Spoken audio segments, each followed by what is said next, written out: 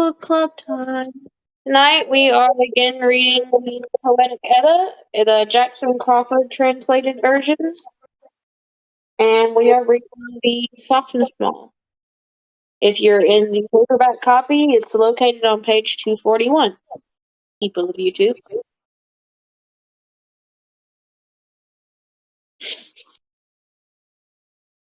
Then Fafnismal in English, that is the Tale of Fafnir. Fafnismal, literally Fafnir's word, continues the trilogy of poems concerning the adventures of Sigurd as a young adult. Here, Sigurd stabs the dragon Fafnir and has a long conversation with the dying dragon, including stanzas in which Fafnir gives apparently irrelevant advice, as well as information about the Norns and the gods. Once the dragon has died, Regin encourages Sigurd to cook his heart, but Sigurd burns his finger on the meat and then places the burnt finger in his mouth, gaining the power to understand birds when he does so. With his new ability, he is warned by some wagtails, an old word type of long-tailed bird, that Regin will betray him. Sigurd slays Regin and then listens to the birds describe the ladies he could potentially woo, including both of the women he will later court, Guthrun and Brynhild. Brynhild Sigurdreifa. The birds are called Ikther in the Old Norse text, and my identification of them as wagtails, uniquely among English language translators, is based on the use of a related word for wagtails in some Norwegian dialects. We're going to pause here just real quick. Gothy Kelly, are you going to be reading this evening? Probably. Okay. If you would, between then, would you mute yourself? Yep. Your speakers are picking up everyone else reading and is giving an echo on the recording. So, appreciate it. Continue on. Fafnismal. Sigurd and Regin went up to Nidaheath, and there they found the path that Fafnir followed when he slithered down into the water. Sigurd dug a deep pit in the path and hid himself inside. When Fafnir slithered off his heap of gold and onto the path, he blew poisons from his mouth, spraying it over Sigurd's head. And when Fafnir slithered over Sigurd's pit, Sigurd thrust his sword through the dragon up to the heart. Fafnir trembled and thrashed his head and tail. Sigurd leapt out of the pit, and the two saw one another. Fafnir said, young man, who is your father? What family are you from? Who are you who redden your glistening sword in Fafnir? The sword is in my heart.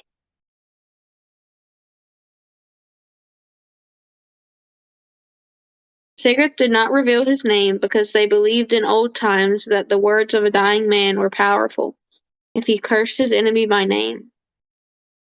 Sigurd said, I am called Clever Beast, and I have always been a motherless son. I don't have a father like the sons of men do. I am always alone. Fafnir, if you have no father like the sons of men do, in what strange way were you born?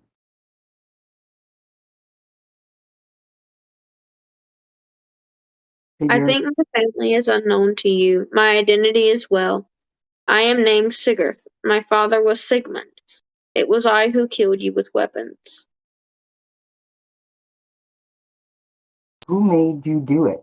Why did you let someone convince you to take my life? You fierce-eyed young man. I don't dad or like father. It shows clearly in your eyes. My courage made me do it. My hands assisted me, and my sharp sword too. Not many men are brave in adulthood if they were cowards as boys. I know if you had grown up on your own family's embrace, You might have killed me for courage's sake, but you are a prisoner, one taken in war. They say captives always tremble. Why do you mock me, Fafnir, for being far away from my father's kin? I am no prisoner, though I was taken in war. You notice that I live free. You think that everything I say to you is mockery, but I tell you the truth. My clanging gold, this wealth that glows like embers, will bring about your death. Every man will have control of his wealth till his fated death day. But there is a time when each one of us leaves here for hell. You'll meet your death if you sail too close to land. And what a foolish death it will be. You'll drown in the water if you row in the wind. Everything is dangerous for a doomed man. Tell me, Fafnir, then say you are wise. They say you are wise and very knowledgeable. Who are the Norns who govern childbirth and and choose who mothers what child? There are various different kinds of Norns. They are not all of one family. Some are god-born, some are elves. Others come from the dwarves.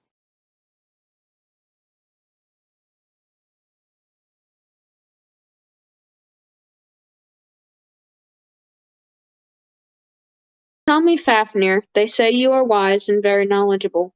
What is the name of the island where the gods and giants will fight in their final battle? It is called Oskatnir.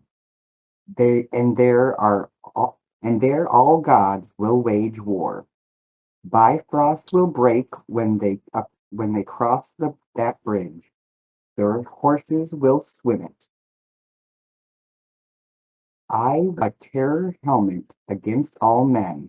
So long as I sat on my treasure, I thought I was alone, was braver than everyone. Not many came to meet me. That terror helmet will not save anyone when angry men come together to fight. When a real battle starts, you'll always find that there is no bravest man. They blew poison as long as I lay upon my father's great treasure. You brave snake, you blew your poison and you had a bold heart. But men hate you, and their hate grows all the more because you have that helmet. I advise you, Seer, take my advice and ride home from here. My clanging gold, this emerald, will bring about your death. I hear your advice, but I will ride to the gold, and it lies on the ground. And you, Fafnir, stay here and die, and hell can have you.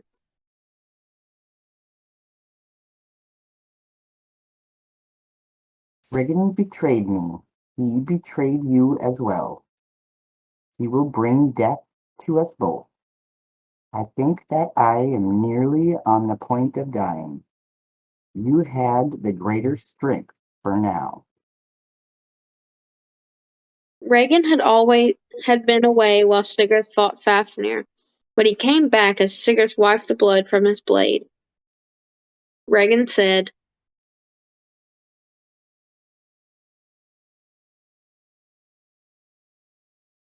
"Hail, Sigurd! Now you've won a victory and killed Fafnir. Of all men who live on the earth, I think you're the least cowardly." It's impossible to say when we compare all sons of men, which one is the least cowardly. There's many a bold man who's never bloodied a sword in another man's chest. You are happy now, Sigurd, wiping the blood off your sword in the grass. Rejoice in your victory, but you have killed my brother, though I had part in that also. It was your advice that I should ride the frosty mountains. The shining serpent would still have life, and the treasure, if you had not challenged my courage. Then Regan went to Fafnir's body and cut the heart out with his sword, Rithiel. Regan drank the blood from the wound, and Regan said, "Sit now, Sigurd, roast Fafnir's heart on the fire. I will be sleeping. I want to make a meal of his heart after that and after that drink of dragon's blood." You hid far away while I killed Fafnir with my sharp sword. I tested my strength against the dragon while you crept in the bushes. You would have left that ancient monster creeping in the bushes himself if you did not have the sword that I made for you, that good sharp sword of yours. When men are in battle, a courageous heart means more than a sharp sword. I've seen a brave man win a victory, though he fought with a dull blade. Better to be bold than a coward when sharp swords come together. Better to be cheerful than gloomy, however events may turn. People of YouTube, after stanza 22, if do not have a book and you're just listening along, because people do that, the Regan betrayed me, he will betray you as well. He will bring death to us both. I think that I am nearly on the point of dying. You had the greater strength for now. After that stanza and the small in between there where it says where Regan had been, at that point, myself and Caden swapped roles, and he is now reading Sigurd, and I am reading Reagan for people of Oh. YouTube, so that you're not confused. Because before I was reading Sigurd and he was reading Fafnir, so that Mistake. swapped after that point. Now, Do you want me to on read to Sigurd? Make sure I don't screw it up again. Oh no, it's okay. It was fine because it was just I was waiting to see if somebody else was going to jump in to read Fafnir, so there wouldn't be a confusion, but no one did, so we just swapped, and that's okay. Now for the other intermission thing. Sigurd took Fafnir's heart and roasted it on a spit, and when he thought it would be fully cooked and the blood all boiled out of the heart, he tested whether the heart was ready to eat by touching it with his finger. His finger was burned, and he put it in his mouth, but when the blood from Fafnir's heart touched his tongue, he could understand the language of birds. He heard some wagtails talking in the branches above him. One of the wagtails said, "There sits Sigurd, splattered with blood, cooking Fafnir's heart on the open plain. I would say this prince was a wise man if he were the one who ate the dragon's heart."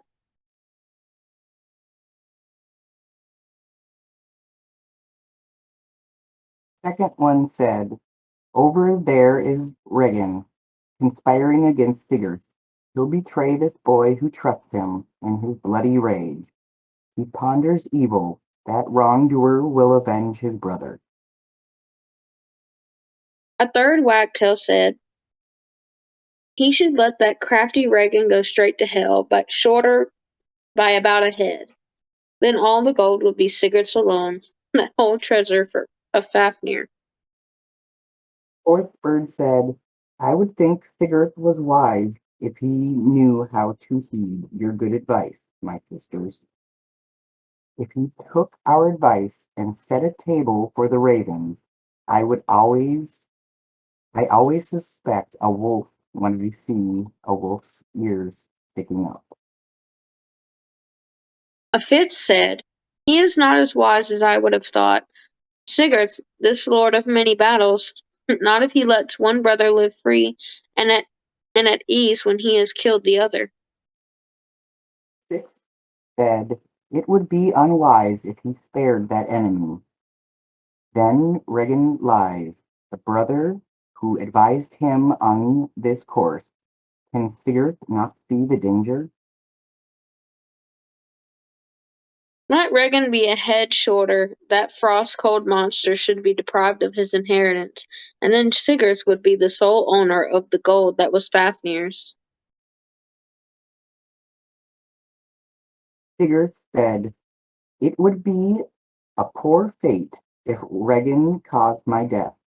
I think both brothers should go to hell together today." Sigurd cut off Regan's head, and then he ate Fafnir's heart, and drank the blood of both Regan and Fafnir. Then Sigurd heard the wagtails saying, "Pack up all these treasures, Sigurd. It would not be kingly to worry for long.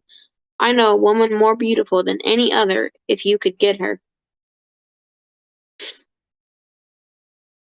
roads to Gertke's halls are green. They show the way for warriors.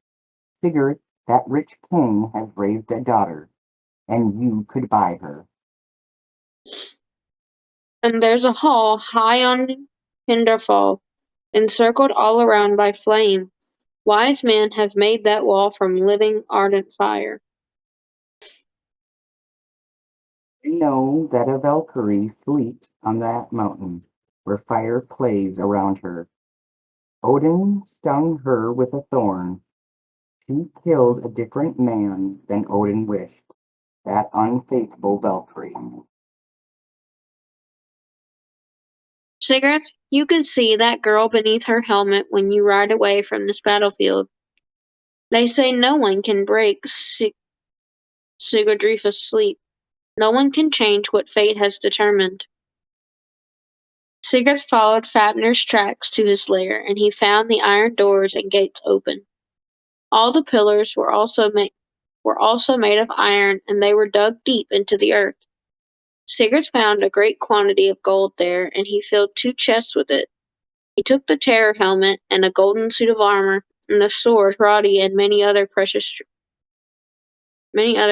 treasures, and he loaded them onto his horse Grani. But even with that burden, the horse would not start till Sigurd had mounted up on his back. And that is the end of the story poem itself. Does anybody, other than me, have any notes, comments, questions, concerns? Well, one big comment is that this is where we get the story of Sleeping Beauty. I have that in my notes. I wrote it down. And if you ever into the opera by Wagner, Ring of the Nibelung, Brunhilde from the Ring of the Wagner, or Wagner's Ring of the Nibelung, is this story. I'm sorry, repeat that? You know the joke when the fat lady sings in the opera? Yes. That opera is this story. Huh. Did not know that. What is the name of, do you know the name of that actual opera? Like, is it? The Ring of the Nibelung. So the ring that we read about last week, the Yes. that brought greed, that's the ring of the Nibelung. I am going to Google things later for that. Oh, that's why I asked. I believe I remember hearing at one point that you can listen to the entire Ring of the Nibelung on Spotify. Probably, and it's probably also on YouTube somewhere. But Probably. I have outside things with that. And the entire opera is about 8 hours long. Oh wow, that's Yeah, awesome. it wasn't Wagner's longest opera. Yeah. I had the awesome opportunity to watch one of Mozart's operas live a couple weeks ago. We watched The Marriage of Figaro, and the group that I went with, it was all of our first time actually watching an opera, and we were like, we don't know if we're gonna like it, but we're gonna go, we're gonna watch, and we're gonna find out, and we loved it. So we're like planning our next trip to the opera, and I'm gonna see if there is a thing. There may not be, and that's fine. But if there is, that's cool. We're all pagan, so cool. Are you ready for this? I'm here in Utah, and one of our main shops called Cat and Cauldron is owned by an opera singer who's with the Utah Opera. That's awesome. So yeah, it's like, do you know this?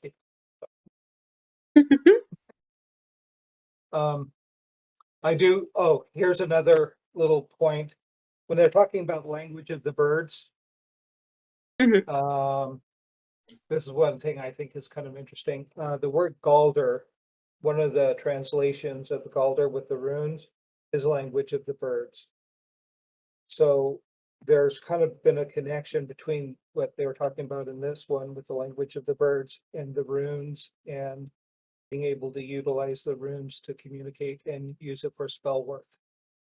The actual singing. I could 100% see that. I really could, because the bottom of a bird's foot makes the algae's rune. And I read an article once upon a time. I don't know where I found it, and it was long before I saw Wake in the North.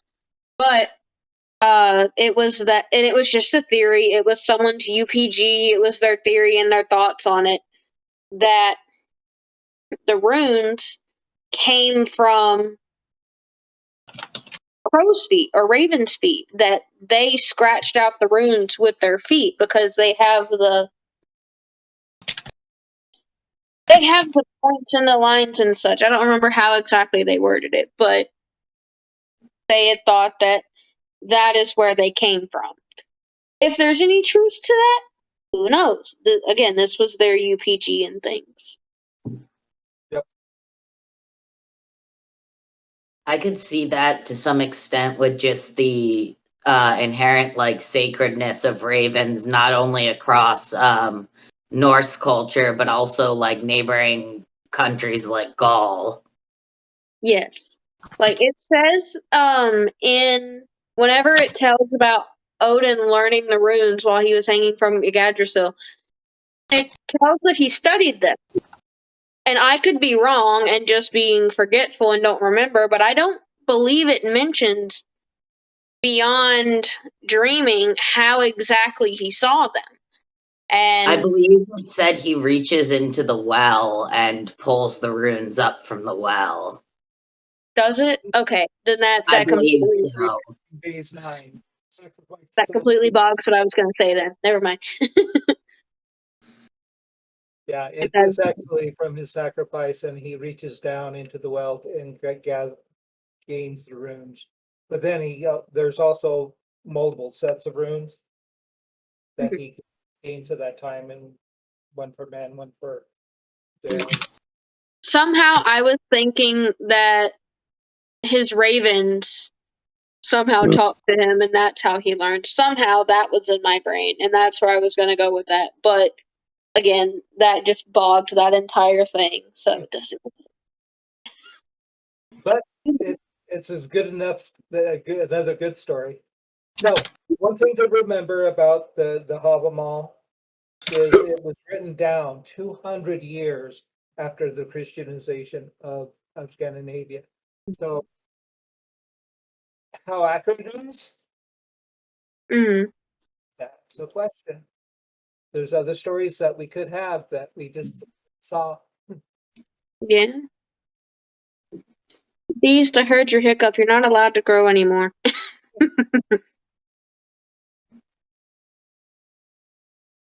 Yeah. I had written down here, is there significance to there being 7 birds? Or is it just coincidence there were 7 birds, just like there were about 12 out here on the wire in front of the funeral home by my house this morning? One theory that I can think of, which is just a theory, is that in Anglo-Saxon heathenry, which is, a relative of Norse heathenry, there's actually 7 worlds instead of 9 worlds. They don't count Niflheim or Muspelheim as actual worlds. Huh. That is very interesting.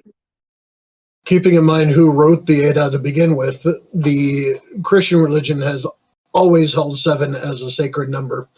To bounce back for just a moment, if you look at the chat in here, I have posted the link to the entire 13-hour album of 232 songs of Wagner's Der Ring des Nibelungen. I knew it was on Spotify. I knew I saw that somewhere. Nice. There are several different versions available. This is the full. You'll find truncated versions and best ofs and such. If you want the entire production, this is the entire thing here. Nice. I had also written down over here that Reagan drank a lot of, or not a lot, I don't know if it's a lot, but he drank dragon's blood before all of that. Before all of that happened. It didn't mention, it didn't say how much, but I would assume a lot because that was like, it seemed to be partially his goal. And whenever Sigurd did it, it gave him the power to hear the birds. And that was just from the little bit that was on his finger. So what did the handfuls that Reagan drank do? Now, it doesn't say that or anything, but I just curious. Like, what did that do? And what happened after he ate the heart? What happened then? Like, what ability did that give him? If that one gave him the ability to talk to birds.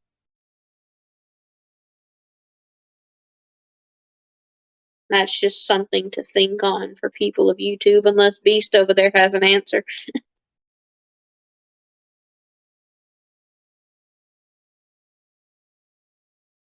I feel like I that's haven't ever. probably an aspect that was in the story that was lost. I I put money. could see that. I'd put money on that for sure. Because like the Eddas are only so much of an oral tradition that was like we mentioned before, it's 200 years after paganism was not the major religion for those countries anymore. So like how much did we lose throughout the time? This is true. One of the things to actually look at also with this story to get more information, there's also this sort of the Volsung saga. This story is part of that. Is this the poetic form of that story? So you can get a lot of information from the sort of the Volsung. In fact, because of reading this today, I'll probably reread it this week. Maybe. I have some things in here that I noted just because they were pretty. I do that sometimes. I'm going to write it over there in my other book because they're pretty and I'll put it on a t-shirt one day. In stanza 13, it says there are various different kinds of Norns. They are not all of one family. Some are godborn, some are elves, others come from dwarves. I wrote down, I said, like the Fates from the Greek pantheon and stuff like that of other pantheons. Question mark. Is that what that means? Is that the acknowledgement of other existences?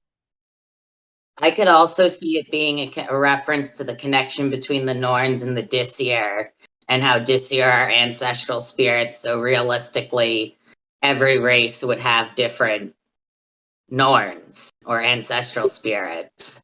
So the traditional is the three Norns that are at the well. But this kind of shows that there might be more. Also, there's one discussion I saw at one time. They were talking about the idea of Norn are people who can see the Orlog and can see where things are moving. So in other words, kind of like psychics. So in our modern world, so that one has been kind of a debated point. Additional Norns are also brought up in, I don't remember if it's Fafnismal or Alvismal or Grimnismal, but it was one of those. But that there are Norns of each race, and that they decide various things about people's lives. It also comes up in, I believe, Gilfaginning. I don't think it was Skullscapper Mall, but yeah. Yeah, I actually I knew I remembered something like that, but I couldn't place where it was. That is awesome. That's There's awesome. also Seer and the Valkyries and your field, yeah. So yeah, the Felgids are part of the Norns also. So that would mean each of us has a Norn that comes with us. And I wrote in stanza 15. Yeah, 15 and 16. It was asking where the war, or 14. One of those, all three of those. Where the war was going to take place between the gods, where the gods and giants will fight their final battle. And at first, I thought that was talking about Ragnarok, and I still kind of do, but not. I don't know. And I was I'm like, assuming he's referring to Ragnarok. that's why I was like, is it that? Is it not? I don't know, because I Ragnarok, thought Ragnarok was going to be Midgard level or some. I don't know. Ragnarok takes place across the multiple worlds. Midgard has its own reaction to the Ragnarok, where the Midgard serpent comes out of the water, and then the ocean rises and the sea sinks into the ocean. Yes. And then at the same level, the gods cross Bifrost and fight the giants. Ah, okay. So that's. So which one is that talking about? Is that talking about just. I'm guessing talking about the gods fighting the giants on the world tree itself. Because they also mention in Ragnarok the flames of suture. I don't know how to pronounce it. Burning the world tree. also one thing to remember about Norse language is our Scandinavian languages is cannings. And there's a possibility that that could be a canning for multiple things. It's also called Midgard, which is the same thing as Osgard, Oskadner. So some things have different names depending upon its usage.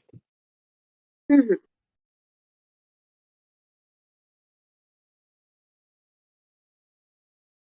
Over in stanza 4, all of those,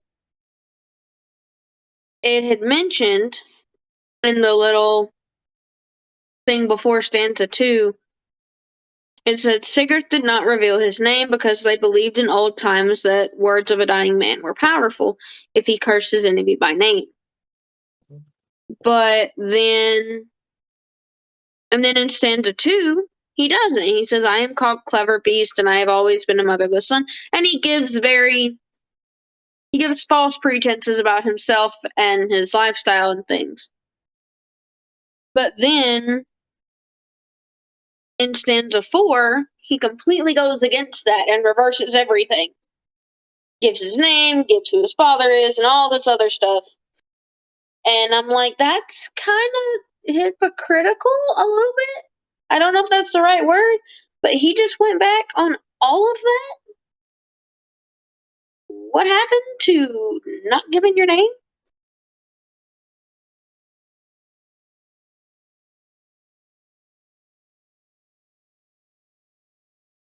I have that written down. I don't know.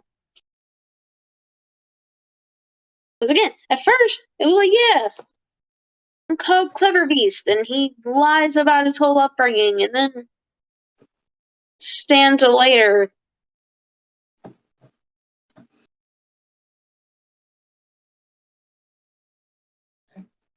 I'm not exactly sure why he does that, but it does make me think of how in The Hobbit, Bilbo doesn't, if I remember correctly, Bilbo doesn't give his name to Smaug and gives a bunch of fake names and and kennings for who he is.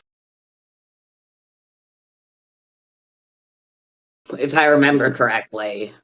I need to watch Lord of the Rings. I've actually never seen it, and I need. I highly recommend listening to the books. If there's some really good books on tape that you can get that have really good narrators, and there's a ton of references to Celtic and Norse mythology both throughout Lord of the Rings. That is And what everyone tells me, and that is what everyone says.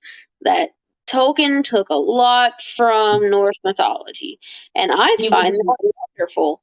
We had a conversation about it last book club too, and that makes me want to watch and read it even more. However, when I became a heathen, I listened to the books on tape because I wanted to see the connections. And like the most obvious one to me is that Gandalf is clearly an Odin figure. So think about this about Tolkien, is he was a professor of Anglo-Saxon studies. That's what he taught, was the Anglo-Saxon tradition and Scandinavian tradition. They're really the same tradition. They worship Odin, they worship Thor. There's no difference between the two in actual practicality. And so he knew the mythology and he studied this mythology, and that's what he used as the basis of all of his writings. And so when you watch it, it's like, "What? There's that." The interesting thing to me recently is I realized there's some clear references in Lord of the Rings to Celtic mythology too, especially with the Eye of Sauron. mhm. The Eye of Sauron is a clear reference to the Fomorians. Exactly. I have 2 books, and they're on my shelf. One of them is the Dictionary of Tolkien, and the other is Atlas of Tolkien with the map. I feel like they're pretty self-explanatory. The But fun thing with Tolkien too is that his alphabet of runes that he uses in Lord of the Rings and The Hobbit is actually based off the Anglo-Saxon Futhorc. He nice. applies different meanings to a lot of the runes, but like he uses the symbols. That's That's awesome. actually how I came to heathenry. Before I knew heathenry was a thing, back in my early teens, I wanted to be able to write my journals and write them in something that no one else knew. So I taught myself from his printed books, his version of the runes, and wrote my journals out in Tolkien's runes. It wasn't until the internet came around decades later that I found out that the runes, actual runes, were a thing. So, yeah. I had a dictionary with the Anglo-Saxon Futhorc in it under the alphabet entry. So I used the Anglo-Saxon Futhorc for my diary as well in high school. Back in my high school, we didn't have internet yet. How I found heathenry is I was part of the Society for Creative Anachronism, and I made a sword for one of the members, and they wanted their name written in runes on a scabbard, which I didn't know anything about.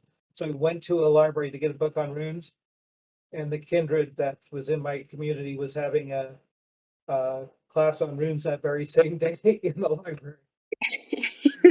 I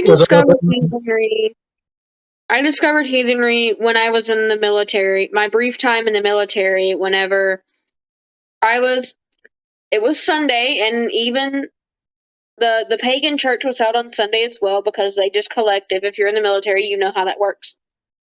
And we all came down. Our drill sergeants got the times for the pagan and the Protestant ceremonies mixed up.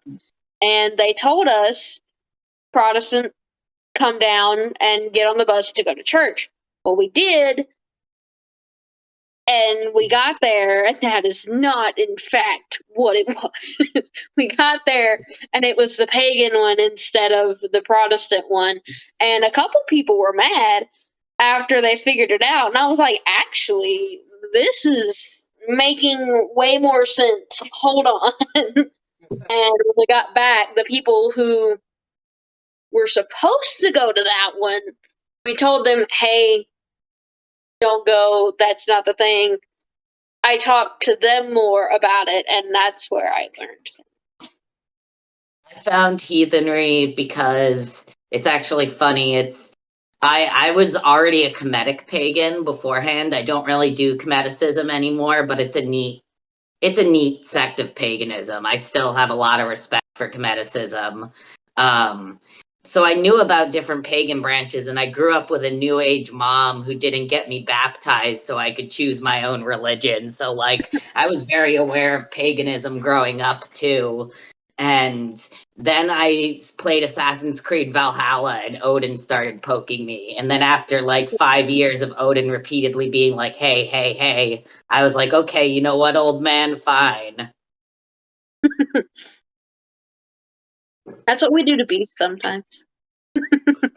I'm kidding. I'm kidding. Don't hit me with a fish. And I call Odin old man with the utmost respect because he's the main deity I work with. But also, my God, he was poking me for literally like 4 or 5 years. And I'm like, I'm a Kemetic pagan. What do you want with me? That's hilarious. Kelly, you're up in on tier. Me? You're up in on tier. Well, originally I was with Artemisia, but then I was in Dragonspine in on tier. okay.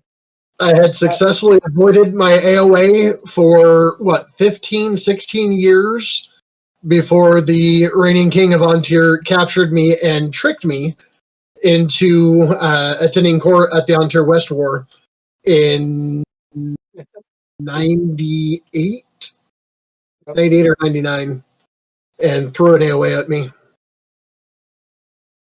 So when I started practicing this, I became a member of the Gothar for my kindred, and I was spitting. Well, we had a prison ministry. We had all sorts of things that was taking a lot of time. So I actually stopped playing. What's hilarious is my boss that I have right now. He has his AOA. He's a Don, and our IT guy is what I've known for 20 years in doing SCA, and the whole group, almost everybody I work with, seniors. It's like can't get away from it. Right. Sorry, that was completely off topic, but yeah. No, As hurry. as it goes by the military, I was a Marine. In the early 80s. Thank you for your service. Thank you for yours. Another thing that I have written down here, and it was a joke to myself, but I'll mention it anyway because we all need to laugh. In stanza 1, the first things it says is young man, young man. When I read that last week, because I just glanced over and was looking at what are we going to be reading about, that is what I saw, and my brain immediately said YMCA. You know, my brain just jumped to it when you read it out loud, too. I was like, why is this song coming to my head? I call that intuition. Yeah, Honest. like that is where my brain went, and now I need to sit down with myself and sing the poem to that song and see if it fits. It probably doesn't, but you know.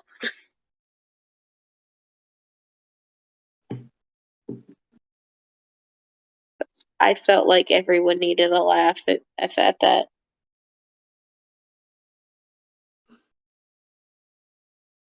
But anyways, does Do we have anybody anything else related to the Fafnismal that we're going to discuss this evening? I just wanted to note the parallel to the story of Taliesin roasting the salmon of wisdom for Caradwin. And he touches the thing and gets a few drops of, or I'm not sure how it was, but he got a few drops somehow on his finger, licked the finger and got the wisdom, just like with touching the touching the heart. Can you spell that? Do you know how to spell it? The story? I'll put it in chat. Okay, cool. Will you put it in the ATN Book Club text chat? Because for some reason I don't know how to access the one that is attached to the actual Sure. So if you're on a computer, I don't know about a phone, but on the computer, there'll be a little chat symbol next to the voice chat link. If you click on it, it'll open up then if you hover over, it'll say open chat, and then you just click on that and it will open the chat on the screen. I'll have to log on to my computer later and try to do that then, because I had If you're on phone and you have all the different icons up, there should be a little chat symbol in the top right corner that you click. A little circle button with the chat symbol, and it should have like numbers next to it too, because you haven't clicked it and looked at it. Yeah, I have not, because it won't let me. I will try it out later, because it won't let me ever do. It never lets me do this thing. Let me try that. I'm gonna go ahead and stop the recording now. Okay, yeah, I probably need to do that. Sorry, squirrel. Let's see if